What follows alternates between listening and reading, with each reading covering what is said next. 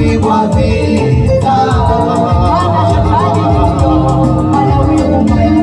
Kuna wivu mbaya wa Shetani anavyochafua kanisa lako,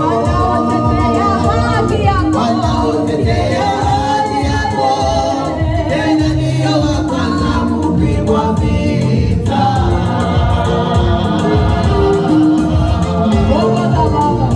Ongoza watumishi wako, ongoza kanisa lako,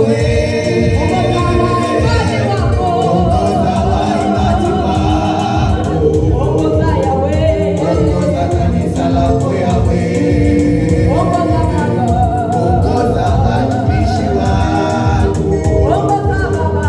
ongoza kanisa lako, ongoza waimbaji wako, ongoza kanisa lako Yahweh. Kuna wivu mbaya wa Shetani anavyochafua kanisa lako,